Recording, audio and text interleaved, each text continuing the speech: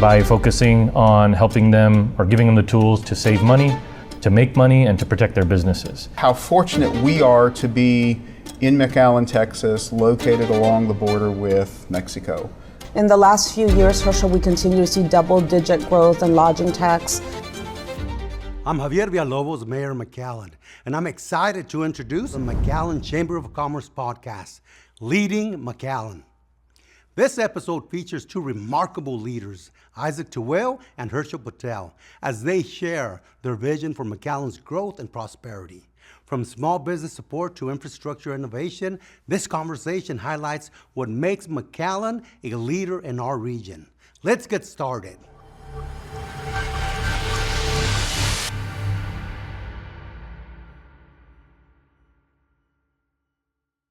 Hi there, welcome to another Chamber podcast. We're so excited today to welcome two special guests. With us today, we have our new city manager, Isaac Tawil. Welcome to the program, Mike.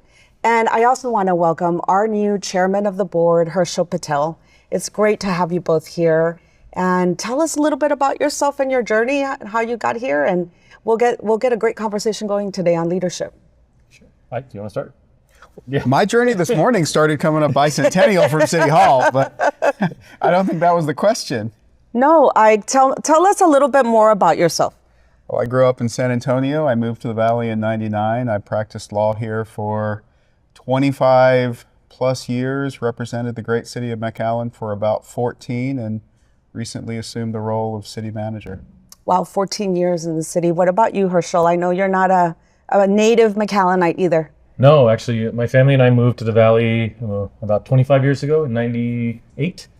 And I was 11 years old at the time, 11, 12, and I finished my schooling here in the Valley, went to college at University of Houston, and then moved back to the Valley to join my family business. Great. And Ike, tell me a little bit about what drew you to this position for city manager. It's not the typical journey for a city attorney to take. Definitely not the typical journey. In fact, looking back, I don't think city manager was ever in the long-term plan.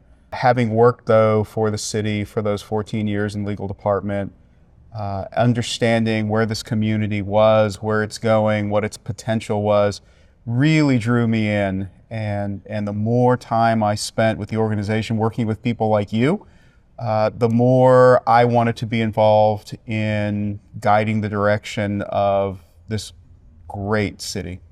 And you know, Hershal, I have worked for the city for so many years, but in my career, I went through some really tough challenges, especially when coming into the airport. And I was talking to Hershal a little bit about your leadership style. And you've been that silent, strong, supportive leader. In your role as city attorney, I know that fit, but this is a different role, Ike. It's a different role, but it's the same role. One of the things that I focus on is never being overly critical, never being overly reactive. You know, a calm voice always finds a solution. You've got to listen to people, you've got to respect people, you've got to observe and then act. Right. And we talked a lot about that, Hershal, because your experience with Ike was really similar. Definitely. Yeah, for me, Ike's been a voice of reason. I'm not always calm. I'm not always respected. so it was good to have Ike around in the last few years to at least guide me through some of that stuff. And how do you approach some of those tough situations where you're having to bring consensus despite a lot of differences? I know that the Chamber's been through so much in the last few years, and you were key to keeping the group together. I like to say the Chamber's been through a period of change. The Chamber has been through a period of growth. I think the Chamber really grew up in the last couple of years, and change is tough. People don't like to change. It is human nature to be habitual, to follow a routine. We like that. We thrive on what we consider normal, and growth is always a challenge. What helped us guide the Chamber through that period was always bringing the conversation back to the end game. Always remembering that the goal was to provide for the membership, to provide resources, to provide guidance, to provide opportunity for growth. And as long as we came back to those conversations, we were able to find commonality and excitement in what the future was going to bring. And what has that brought? How do you feel? What's the state of the chamber today, Hershal? I think, first of all, Ike's reference to focusing on the goal of the chamber, it was important for us. And so once we recentered and we got refocused on what I like to call the business of business, you could see that the team is more stable. Our outreach to our business community is stronger. Our reputation is stronger. And so that part was very important. So moving forward, the goal is to kind of reinforce that idea that we're here to support small business. Even though you have a lot of big business people involved, the beauty of at least the board that we've seen built in the last few years are really focused on, even though they might come from these large industries and larger businesses, understand the importance of small business to the core of our community. Absolutely. And I think team building is such an important part of achieving all of these goals. Yeah. Team building is a huge part of achieving those goals. I want to echo and expand a little bit on something Hershal said. The retail community is really the backbone of every community, and especially McAllen. The retail community is what built this town and really set us on the path to where we're going. If leadership within the city didn't have the support of the retail community, we wouldn't be doing the things that we're doing. And it always comes back to recognizing that we've got a unique culture, we've got unique businesses, we have people here who have a story to tell unlike anywhere else in the United States. And as long as we continue to focus on those things, grow those things, embrace those things, McAllen is going to thrive. And it's from those bonds that I see in like what Hershal said. You know, we have small business, we have medium business, we have big business. At the end of the day, we've got a Chamber of Commerce who has an interest in propelling this community. And from that common goal to move us to the next level, that's where we find leadership. We need to play on our strengths and focus on those so that we can not be blinded by the distractions that may hinder that. And there's so many distractions all of the time. I mean, it's an ever-changing economy. There's ever-changing opportunities. What are you seeing in the near future as some of the greatest opportunities that we have as a community? As I look at the state of the economy in Texas, the governor was here recently and said, Texas moves at the speed of business. And I've taken a play on that. I say McAllen moves at the speed of McAllen. Good luck, Texas, keeping up with us. The opportunities here are boundless. We've taken steps to provide our community with the best culture and recreation in the region. We've taken steps to ensure that we've got the best infrastructure, water, sewage, drainage. So we are poised to grow. We've gotten ahead of the curve in terms of natural resources, water, making sure that we have what we need to continue to grow and develop. And we're seeing that in McAllen. Despite what I wouldn't call a slowdown, but leveling of regional growth, McAllen continues to see a booming economy, residential development growth, which will then be supported by increased retail and opportunity. We've got a new unified development code that the City Commission is going to consider soon. We know that is going to be an avenue to both modernize and expedite the development processes. And we're working very hard to remove the bureaucracy from government so that McAllen can continue to move at the speed of McAllen. Absolutely. On the tourism side, there's a lot of real important efforts as well. In the last few years, Hershal, we continue to see double-digit growth in lodging tax. What are some of those priorities that the community has for growing tourism? I think the hotel community, and it's maybe presumptuous to speak on behalf of them, but we're very grateful that the city's invested as much as they have in tourism programs. You don't see that anywhere else in the valley, or really south of maybe San Antonio. And so the festivals and events that Ike was alluding to, the investment in the convention center, the performing arts center, these are all very important for bringing people to visit, tourists to McAllen, to stay overnight in our hotels and eat at our restaurants and fuel up their cars and shop in our stores. And with these amenities, you can turn what might have been a 1 or 2 night shopping stay into a 3 or 4 night trip for a family from Mexico, or maybe a couple hours drive north of here. So these are all very important. And I think they've augmented some of that growth. Some of it's natural. So there's been these crazy market conditions, especially post-COVID, where things died completely and then they kind of came back like crazy when there was all this pent up demand to travel. And so like you mentioned, some of that's leveling off, but we're still bucking the trends nationally on travel. And do you see that continue to grow, or do you think it'll start to really level off? That all depends on the investment and the continued focus on that part of the business. So if I think we continue to grow that, we do an effective job of marketing our city, because we do have tremendous amenities, and these amenities are undergoing some important changes too. So you've got the queue over at Quinta Mazatlan, and you've got the expansion that we're working on over at IMAS. And so I'm really excited for some of this and what it means for tourism and tourism growth in our town. I know, and I know you have a lot of economic development priorities, but what are maybe some of the top ones that you can talk about? Well, let's start with the queue. That is going to be a tremendous opportunity, and the partnership there with so many facets of the community, everything from the university to HEB, retailers, and the opportunities that is going to bring.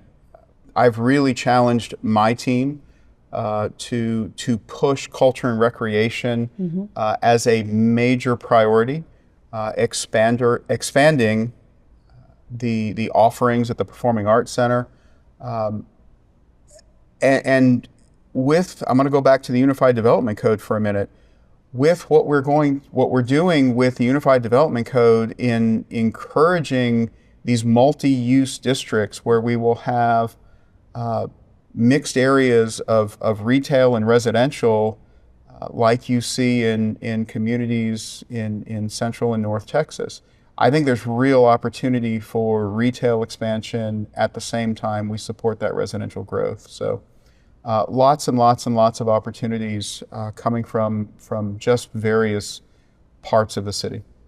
That's great. And I think the Chamber plays an important role. Maybe some priorities that you have, Hershal, as you're entering your chairmanship at the Chamber of Commerce. Sure. I mean, chairmanship in all, back here you see it's been 100 years. There's fewer than 100 chairmen that have led the chamber. And so my time is really a flash in the pan. So I can try to set some direction, and it's really up to the wonderful chamber team and your rock stars that you've got over there to carry on the vision. But in this year, what I'm hoping to do is sort of reassert and assist the city in asserting that McAllen is the best place to live, work, and visit. And in order to do that, we're going to work closely together with the city.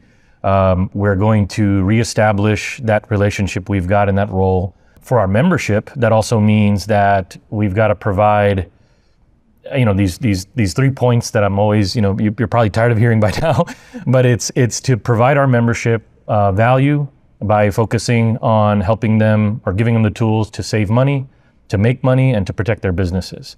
And by sort of supporting small business at that basic level, I think we can. It's a vision that can carry on. It's a very clear goal.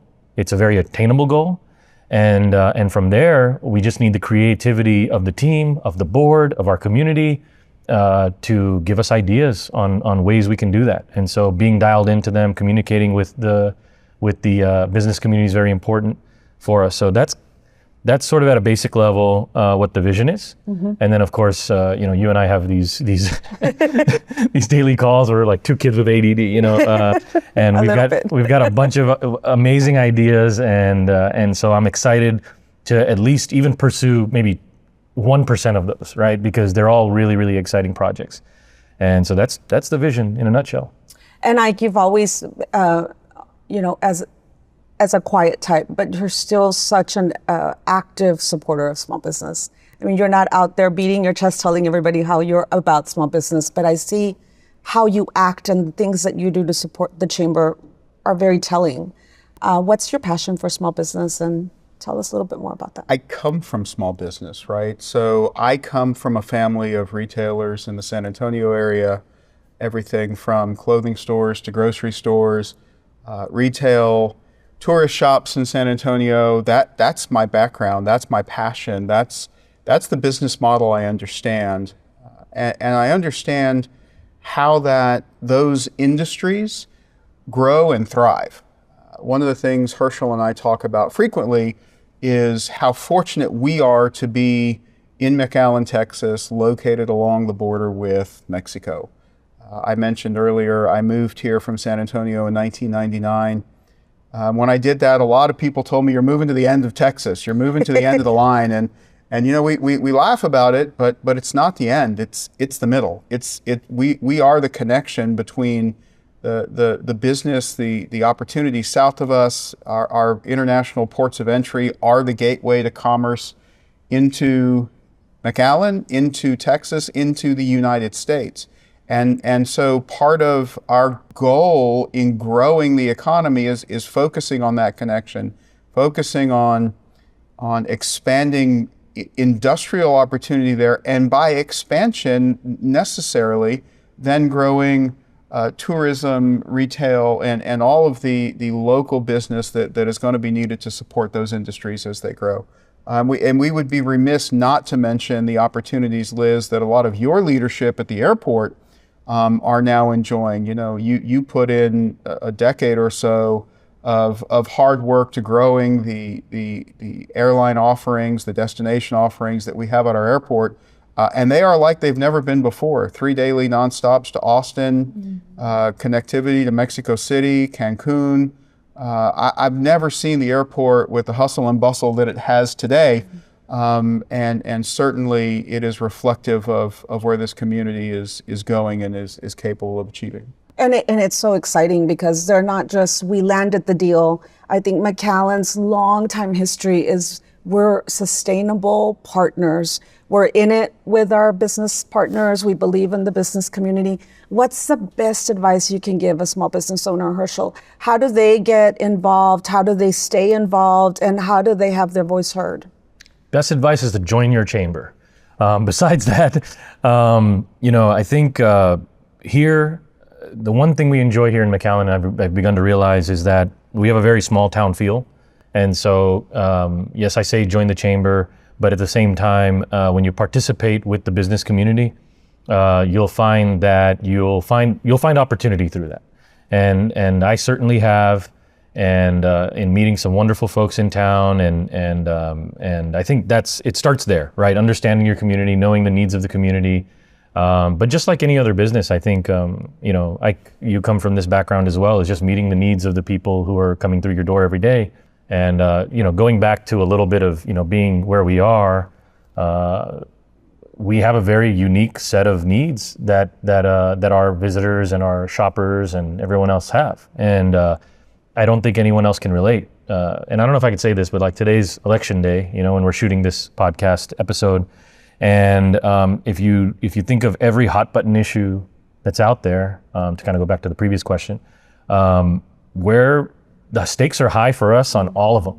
Name one. I challenge all the viewers too, is name a hot button issue where the stakes aren't high for our community here, or any community on the border, but also McAllen specifically. So I think understanding that is important. Anybody starting business, there's sort of your cookie cutter advice, about doing your due diligence on where you're starting business. But one thing to understand about McAllen is that you have the most vibrant community. When I say it's the best place to work and do business, I mean it. It really is. You've got access to tremendous foot traffic, tremendous vehicular traffic, a logistical epicenter, a cultural epicenter. So you tap into all those things and be aware of them, because they are important things for any type of business. Hershal said, join your chamber. I would say, yes, join your chamber, but be active in your chamber. Participate. The chamber offers so much to small business, so much opportunity to network, to learn, to grow. And just being a member, by just being a member, you're missing out. You've got to have a vested interest in your business, and a vested interest in the chamber is a great way to take a huge leap forward in what you can do. And healthy business is a healthy community for us. How do you, as the city manager, define success for our community? Wow. Success for our community is defined, recognizable on so many levels. You know, we can look at the national accolades. We can look at the national headlines. You know, McAllen, the most affordable place to live for the middle class. We can look at McAllen as the third safest city in the country. I judge success based on growth. And so as I see the community grow, as I see the community expand, as I see our offerings expand, that to me is how I measure success. The accolades aside, and I'll take all of them. Believe me, I'll take all of them, and they're all earned. But it's that growth. It's seeing my neighbor successful in their next venture and knowing that they could do it in a place like McAllen. It's the first to markets. And you know, Ike, one of the things that has been pivotal in McAllen is that our city managers always led the city in bringing all of the city leaders together. And I know you're doing a lot to do that. Tell us a little bit more about how you're engaging, because we've got so many new leaders in many different important aspects of the community. What are you doing to engage with everybody? It's a little bit surreal to see how leadership turned over in so many places at the same time. You at the chamber, me at the city, Hershal at the chamber, MEDC is looking at new leadership. The irrigation districts have seen changes in leadership, changes everywhere. What is amazing about this community is the willingness for those people to sit down in a room and collaborate. And we work hard every day. Liz, you and I talk on a regular basis. I engage with the leadership at MEDC. We engage with our elected officials in Austin, in Washington, D.C. And despite the rhetoric on the national level, at the end of the day, it's local leadership understanding that we control our own destiny, and being able to sit down, sift through the sand and really get to the heart of what's going to make our community grow. So it's an exciting time for sure. Super exciting. I know not a lot of people know Ike in the community, and a lot of people do, but those people that don't know, what are some of the questions that you're hearing people ask you, or what is something that people are wondering about Ike? Maybe we can put him on the spot a little. Put me on the spot, Hershal. Well, I mean, I have the benefit of people not really asking me things like that. But I think with any new city manager that comes in, Ike, I think people, especially with the legacy of previous leadership, not just city management, but also the legacy of our elected officials. I think people want to know, especially from the business community. One of the things that we've enjoyed as business people in McAllen is having a very business-minded city. And so a lot of the changes you make, including this building code, are centered around making it not simpler necessarily, but I guess make more sense to people trying to open businesses in McAllen. And I'll take, for example, parking requirements, right? As we start to transition and we want to, I guess, make the city more walkable as it gets more dense. I'm assuming these things, okay?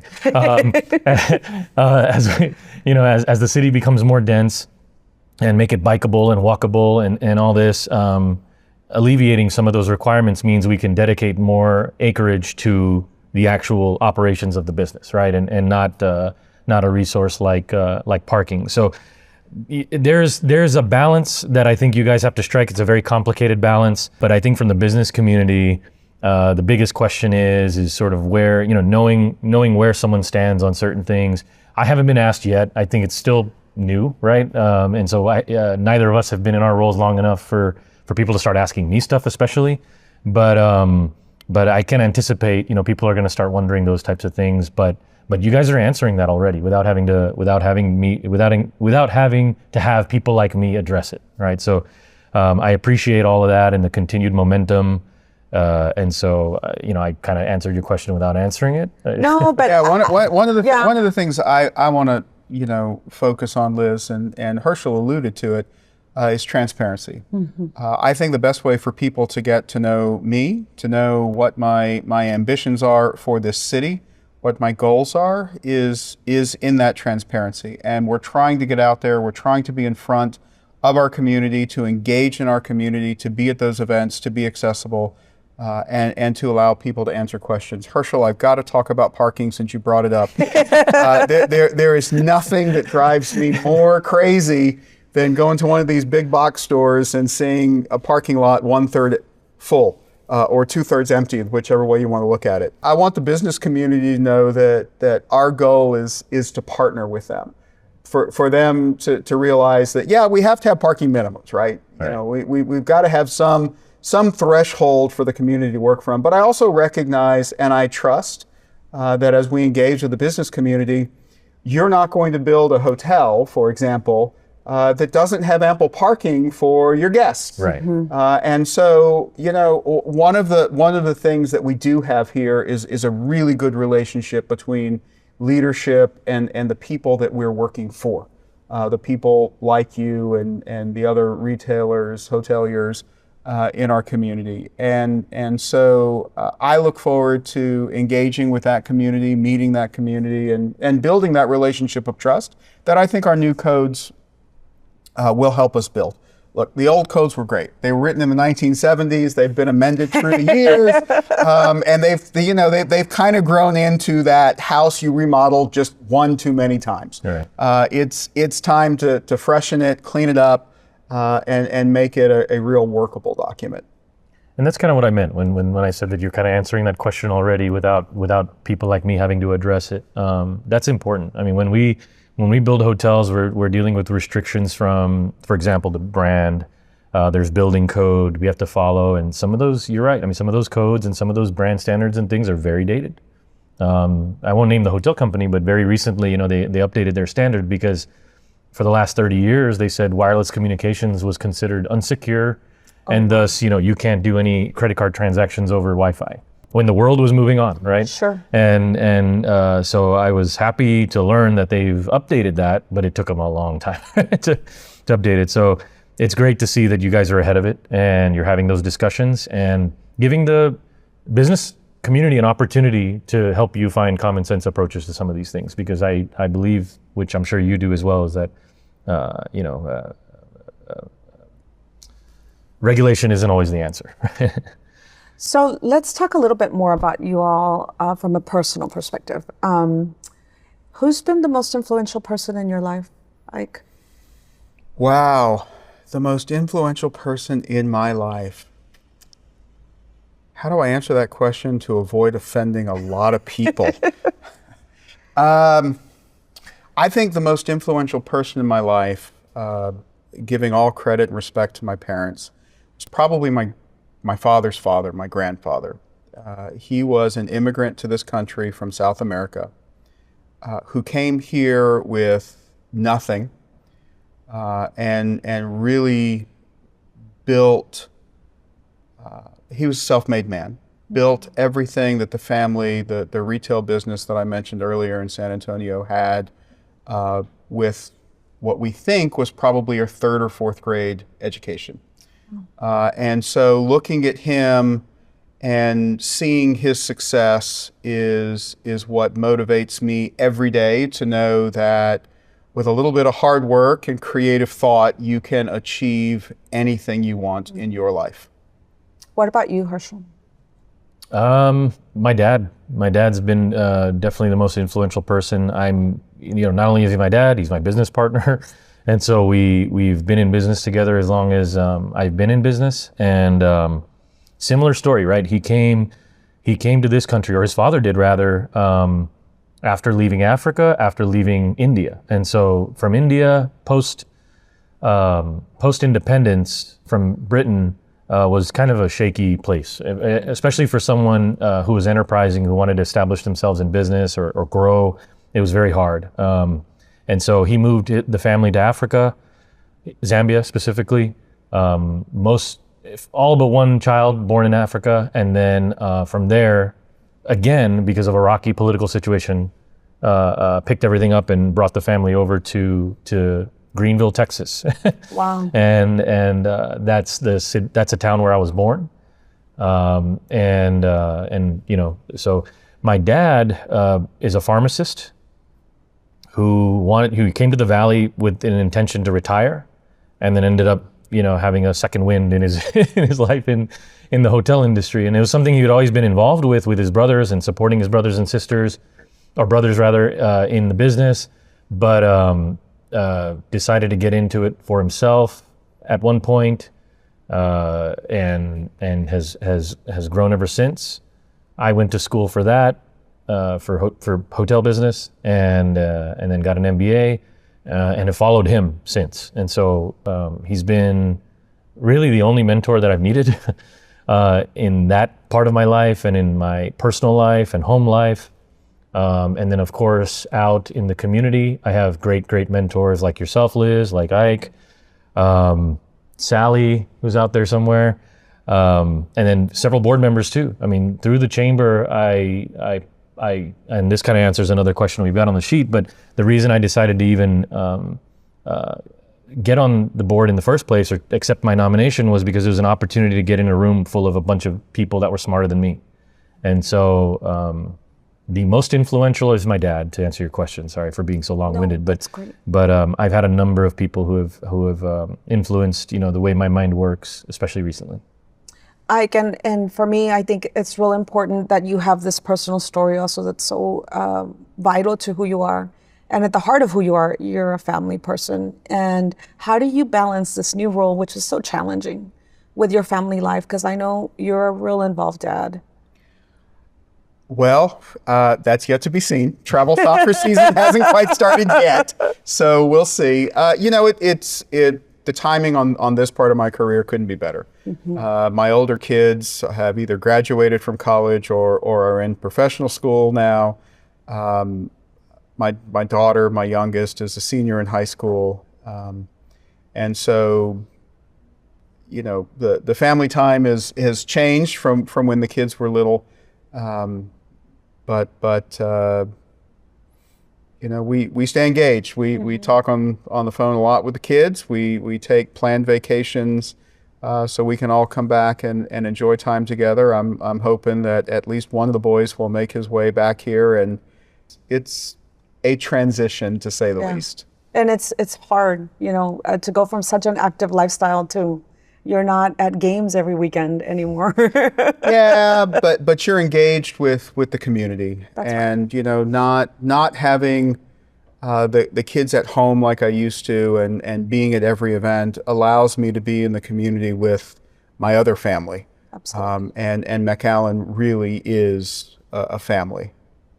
That's right. And I really want both of you to tell me, at the end of the day, how will you know you were successful? Well, as chairman of the chamber, it's just making sure that we leave the chamber. I leave the chamber rather better than I found it, and so far we're there. So I'm happy about that. If I made an impact on just one person's life and made it better, I will be successful. I go to work every day with that goal in mind, that I will positively impact one person. And if I do that, I know at the end of the day we'll be successful. There will be hundreds of thousands who will be impacted by the time we're finished. That's right.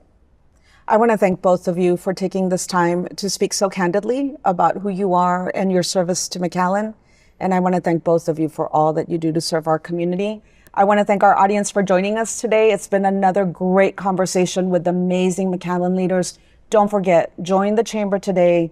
Take advantage of the opportunity to help make a difference in your community and to build your business up. Thank you for being with us again. This is Liz Suarez with McAllen Chamber of Commerce.